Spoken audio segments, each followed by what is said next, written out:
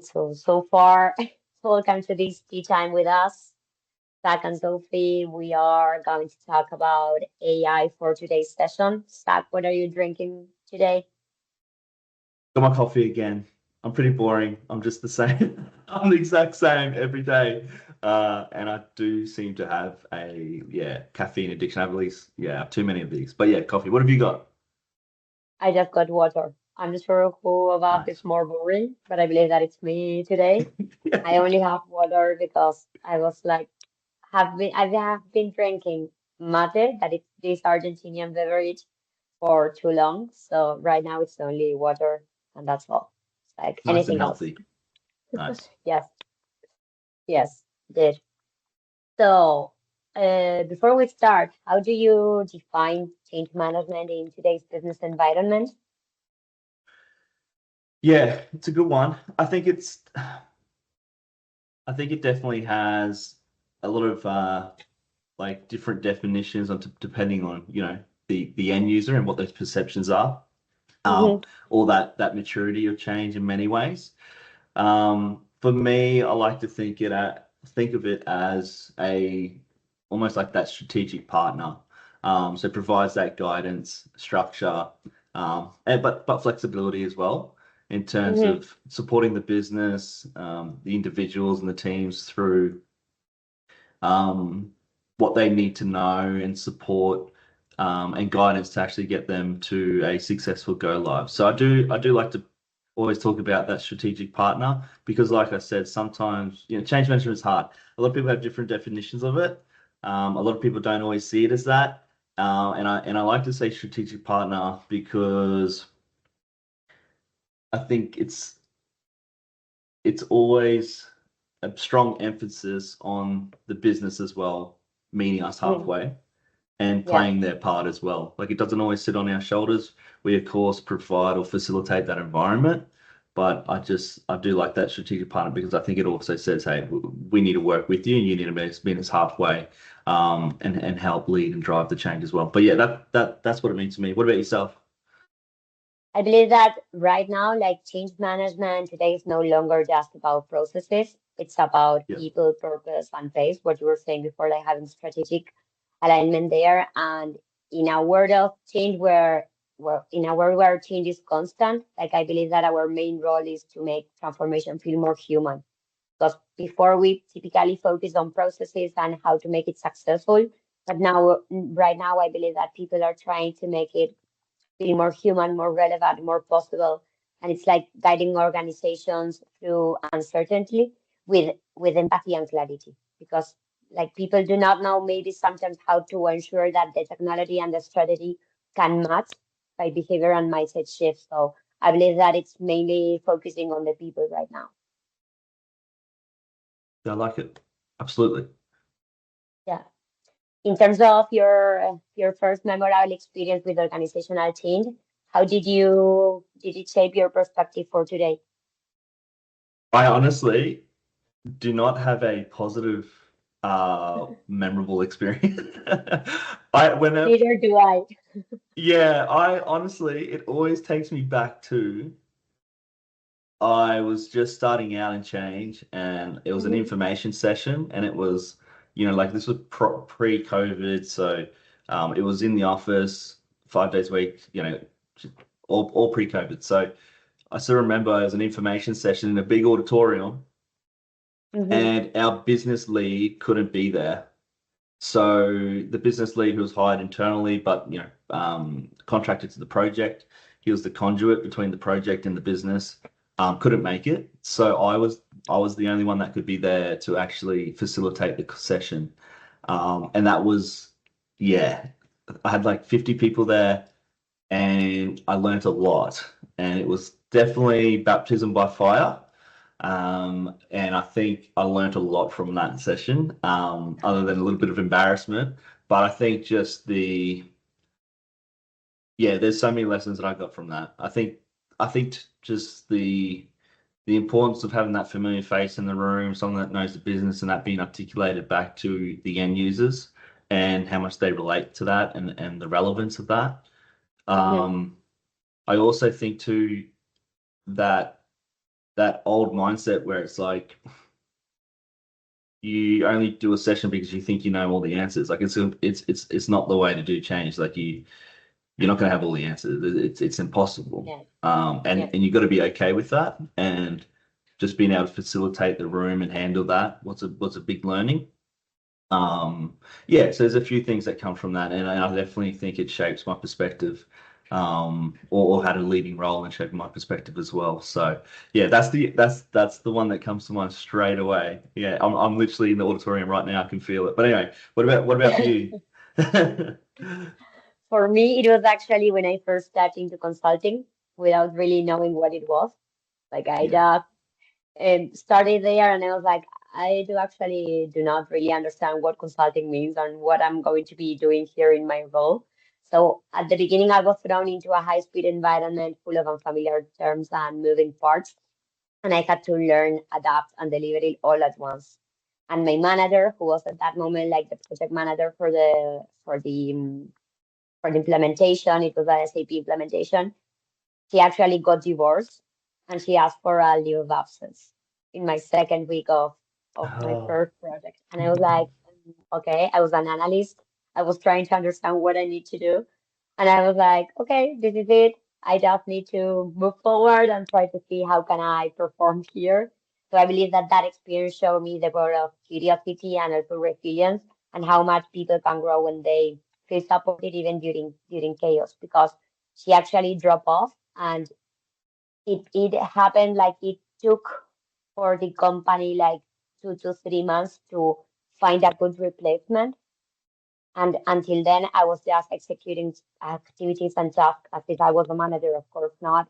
But I was like making and performing differently in terms of, okay, I'm not doing only analyst tasks and activities, I'm also performing different things. So it was a great responsibility, but I believe that that made me actually learn a lot in my first year of consulting. Yeah. Yeah, yeah, I could imagine. Yeah, Yeah. yeah. Well, It was quite chaotic, but at least it was like a really good experience. People were yeah, yeah. supportive. So, yes, I was Uh, feeling confident of executing everything. yeah, that's good. Yeah, and I think that support's crucial. Like at least you're when you put in those positions, as long as you're being supported as well, right? I think it makes a big difference. Yeah. Exactly. Exactly. And actually, considering this, like in terms of leaders, how do you best define like the tone during terms of transformation from a leader perspective? Like, what do you think that are like their main skills or things that they should have?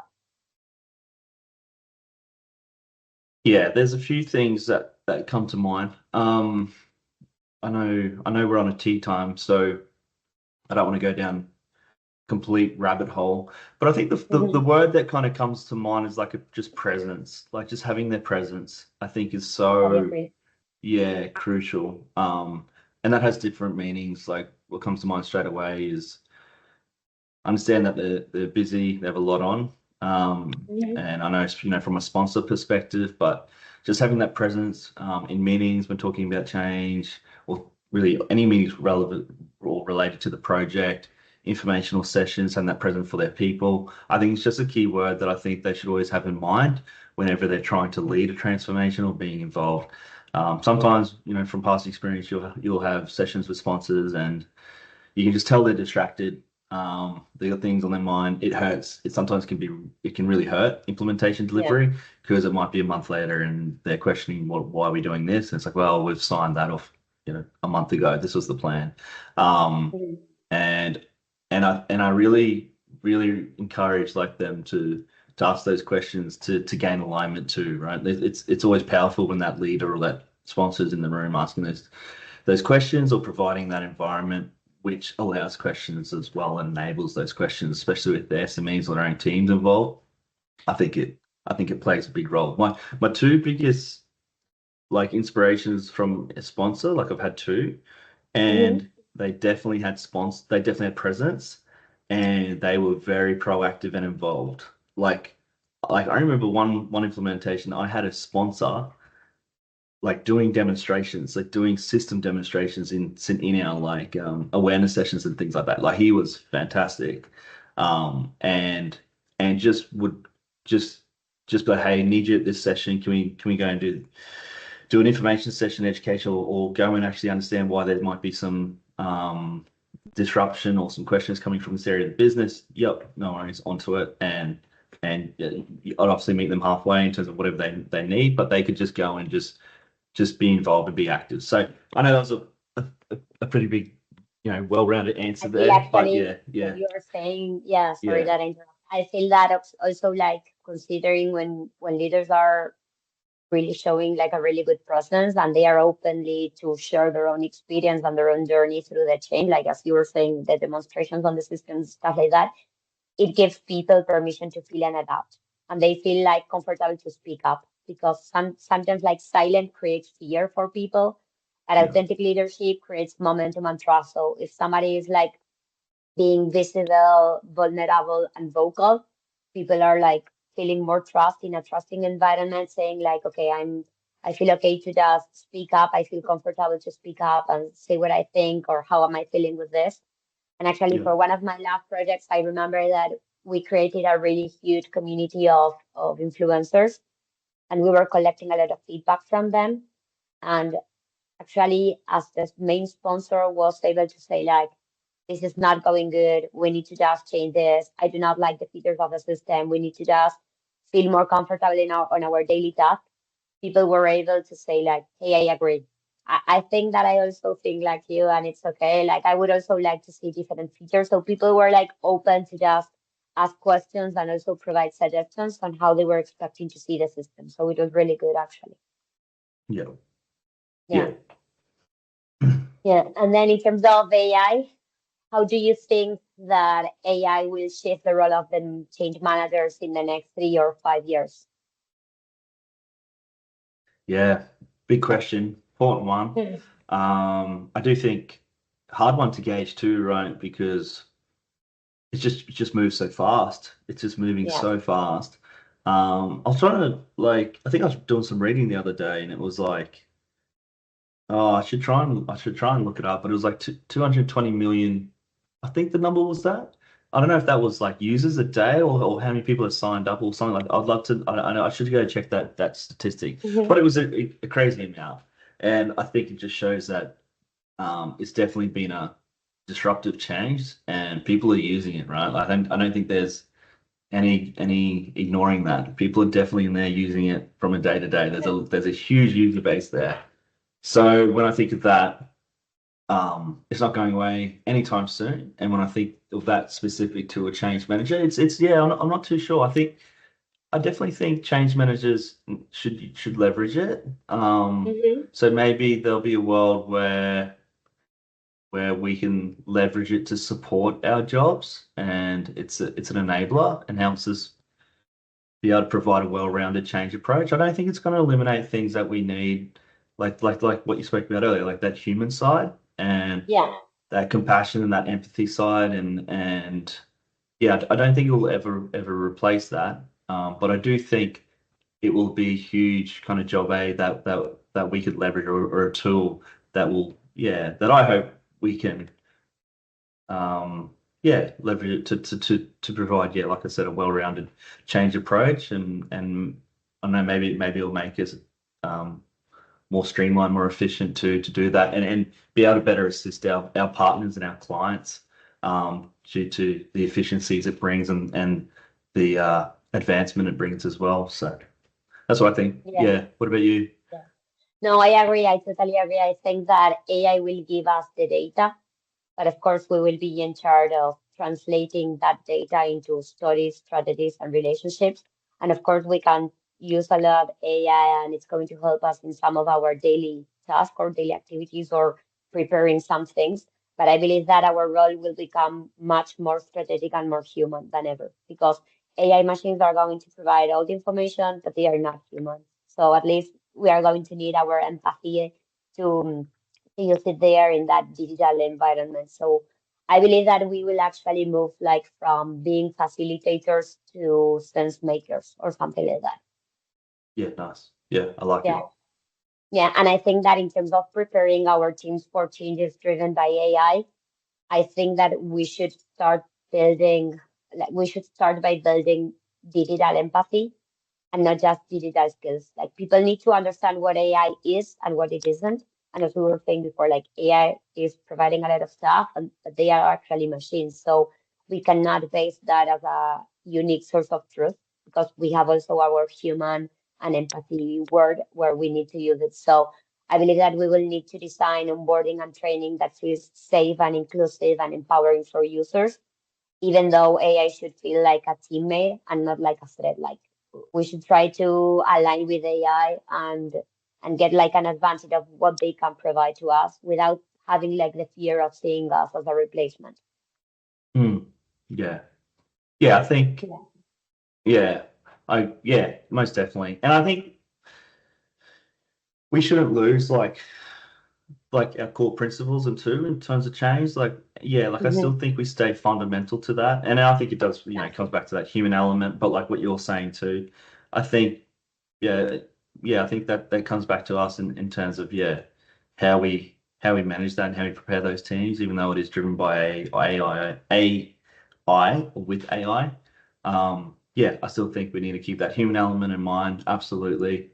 And yeah, we just don't really fall away from what we do and what we know works well in terms of delivering that change. Yeah. Yeah, absolutely. In terms of exciting or terrifying AI capability, what's the most exciting or terrifying that you've seen lately? Uh, uh, the speed of just probably the speed of just how quickly there's like new tools out there, and everything's just changing so quickly. Um, Mhm. the what we don't know is probably what the scary. Like I only see like read and articles. I could only imagine once you actually lift the hood and actually think about the things that you don't see. It would like humanoid robots, all those kind of things. That was Mm. pretty. I don't know if it was, yeah, like a little bit intimidating, a little bit scary, and the fact that I think I read, and I don't know if what I read was true, but the fact that some of those robots are already being implemented in some of those, I think it was like some of those factories, like I had no idea any of that was going on. So yeah, I would say that's definitely, It's yeah, a the some of terrifying the one. terrifying stuff, yeah, that I've seen just blows my mind that we're even talking about, and let alone that's already being implemented. Looks like in some areas of our industries, like on a global scale. So it just goes to show where we will be maybe in 3 to 5 years, let alone Mhm. 10, 20. Yeah. Well, actually, related to that, the other day I saw an advertisement. I think it was, I'm sure, like in the TV or something like that, that it was um, some people in China that they are using like machines, like robots, machines that with an aspect of human people, and they are like taking out as if they were dogs, and they just need to go for a walk. And I was like, what on earth? Like, what's this? Like, is this real? Yeah. Like, is this happening? Like, Yeah. what's Wow. going on in 5 to 10 years? Like, we are going to go outside and we are going to see robots everywhere. And it was Yeah. like, it was terrifying. I was like thinking, and it was like, okay, I'm not sure if I'm prepared for that type of of society right now. I know, right? Yeah, it's going to be a roller coaster, that's for sure. So yeah, Exactly. just got to strap in. Yeah, yeah, yeah, absolutely. And in terms of if you could make one bold prediction about the future of work and AI, what would it be? Yeah, I haven't yet really jumped in and done any like reading um and tried to actually like see what some of those predictions are. All I know Mhm. is it's gonna be radically different. I think that's the one like bold prediction that I can put my hat on, like for sure. Like it's going to be so radically different, and to a point that I think I can't even get my head around it. And yeah, and like I said, I haven't done too much reading just yet. In terms of what the literature or what are those kind of case studies or what are they saying in terms of what really is that future shaping to be? Because I'll be interested to know how they're predicting that too when it's moving so fast. So Yes. so yeah, so look, that's just probably as much as I know is that it's going to be. totally radically different to the point where my head struggles to even comprehend Exactly. it. Yeah, yeah, yeah, I believe that also in the next decade, like maybe emotional intelligence will become the top leadership skill. Like from yeah, our perspective, I yeah, think that everything will be augmented and the edge won't be technical. It will be, I think it's going to be like the focus will be on how well we connect and how we adapt with people and how well we inspire somebody. Because if we are going to have like, a lot of like digital access to everything, going to be more different in terms of what you were saying. Like it's kind of difficult to try to predict how and where we are going to be in 10 years or yeah, something like that. yeah. But yeah, I think it's a good call out. Definitely, what you're talking about is, I think that's 100% true. I just hope it's definitely a world where it has made our lives easier, like it is, so we can go and Hmm. enjoy the things that we want to do for sure. Like yeah, we get more enrichment from our day-to-day lives. I do hope that's where we get to a spot for sure. Yeah. Yeah, yeah. And considering these scenarios that everything is going to change, if you were building a team to lead a major transformation in 2030, what qualities would you look for? Ooh, I think that one, emotional Considering intelligence where is we are good. right now. Yes. Yeah, yeah. Emotional intelligence is good. I think what we spoke about, presence, is good. Um, I think mentality. I think I Yeah. like a strong, like that mental fortitude and that mentality, because transformations are hard. Hmm. They really are, and I think like that key point of difference is probably those that have that mentality, um, to be able to just ride that out in those Hmm. transformations, and be comfortable in knowing, we don't have all the answers just yet. We can find that out. We'll work through that. And I think that's a strong skill to have. Because I do think that's something that even I've had to work on myself, being a change and helping clients lead, is having that mentality that when everything there's sometimes it feels like you've got chaos. Chaos is everywhere and it's messy.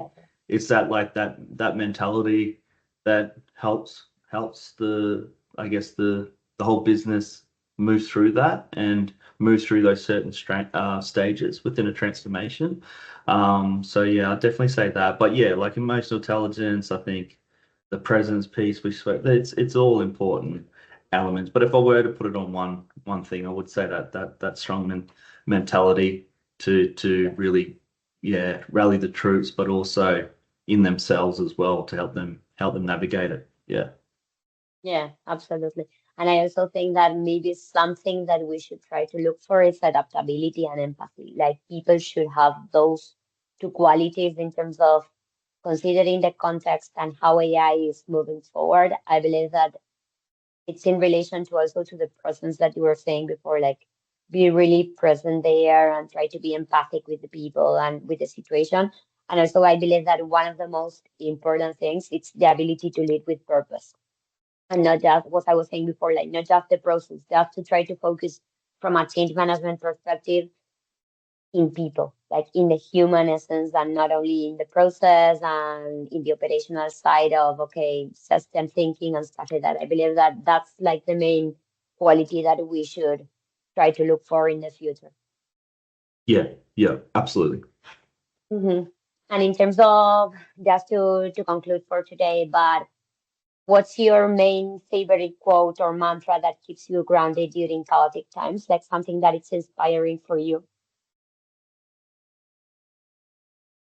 Ooh, Kind of difficult that's to a get deep one. yeah. Yeah. Um, what is my mantra? No, a few things are coming to mind. Like, yeah, it's a tough one. I think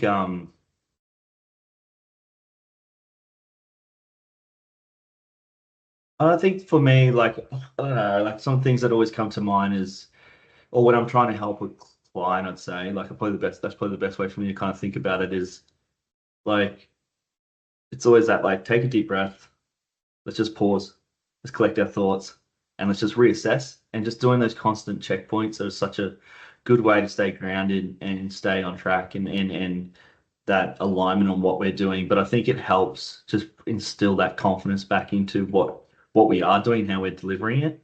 All those things around piece by piece. Like sometimes I find I still do it now. When you're just starting for a project, I'm worrying about like 6 months down the track, go live. Like, I don't know, wind it back, you know, that whole piece by piece. Let's break it up and yeah, take bite it off in chunks, right? And consume it that way. And I think it just and it plays a such an important role in being able to just keep grounded, keep level headed in an implementation. But I also do like that whole like I think this is a big one too. I think it's going into a implementation, and if you're expecting it to be perfect and it's all going to go well, no, you got to go in a That's day-to-day not the way. experience. Exactly. Like you're just going to be, your mindset's probably going to be wrong. You're going to start on the back foot. So you really need to try and head into it on a day-to-day basis, knowing that things aren't going to go to plan. You got to stay back to your point, that adaptability. And sometimes those 8 steps back, you just got to anticipate it, but you know you're going to get 3 steps forward on the other side of it. So yeah. Yeah, absolutely. I would say like right away, don't fight it because it reminds me that chaos often leads to clarity and that the best way to move forward is to stay centered and keep moving. Because as we were saying, like whenever you start a project, you are already anxious on, okay, how am I going to move forward? How am I going to learn all the processes from the client perspective and stuff like that? And then it's like, okay, just keep calm, make a pause, try to understand what you already know so far. And then it's like, okay, you can just move forward. And actually, it reminds me like when you are surfing, that I like to do surfing. It's like you start paddling the wave to try to get the wave. And actually, when you are already there, you just need to move forward. It's like you cannot just go behind and say like, oh no, maybe this one is like, okay, I just already paddled, just move forward and try to enjoy the ride and catch the wave. So I believe that sometimes like related to change management is the same. It's like the journey is not going to be perfect and you're going to learn a lot in the way to try to get like the final implementation or the successful objective or main goal that the project has. But I believe that sometimes at the beginning it's quite difficult to try to know that it's not going to be a linear way and it's like something that's going like a roller coaster with emotions and different parts of the project that you need just to face it. Hmm. Yeah, couldn't agree more. Absolutely. Yeah, I've really enjoyed the conversation. There's been some good topics there. Absolutely. Absolutely. I like it. It was a really interesting conversation. It was a really good tea time for us. Absolutely. I think we shall sign off with a cheers Cheers. with the water. Thank you. Was around the coffee.